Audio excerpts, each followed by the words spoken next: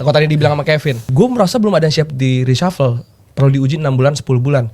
Berarti Prabowo kalah bos sama anak magang MBKM, ada probation 3 bulan.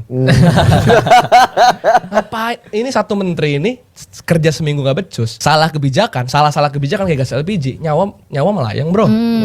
Terus apa pertanggungjawabannya? Masih mau nunggu 6 bulan? Gak perlu. Prabowo ini bisa punya, ada 280 juta masyarakat Indonesia yang banyak yang cerdas, scholar dan segala macam, ahli, expertise gitu, bisa diajak.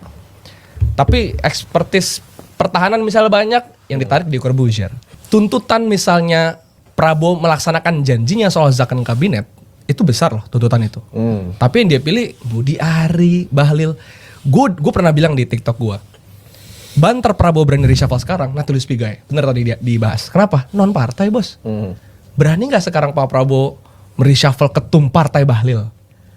Karena punya banyak kasus, kita bisa sebut dari mulai gelar akademik palsu, iup tambang segala macam. Ketum partai Zulhas karena punya dugaan korupsi soal perdagangan dan lain sebagainya.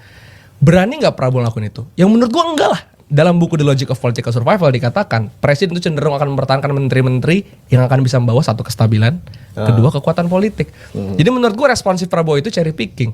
Yang Prabowo responsif bagi gue emang itu Prabowo bikin masalahnya dan dia jadi pahlawannya. Nggak ada Prabowo responsif dalam hal ini. Kalau gue lihat admin Gerindra ngomong instruksi Pak Presiden Prabowo tuh nggak begini. Kok di lapangan banyak yang bikin kehebohan. Loh kenapa cuci tangan? Ini kan menterinya Anda Pak Prabowo. Pak Prabowo ini kalau menurut gue ya, dia nge-stuck zaman-zaman kampanye. Kayak masih seneng kampanye. Kampanye juga 2014 lagi. Kan kampanye sering kita akan tangkap koruptor. Pak Prabowo sekarang bilang, ini pejabat-pejabat yang ndablek harus atau dia ancam akan reshuffle. Lupa jangan diancam Pak, Bapak ini udah bukan lagi oposisi. Bapak ini punya kekuatan reshuffle siapapun di detik ini juga.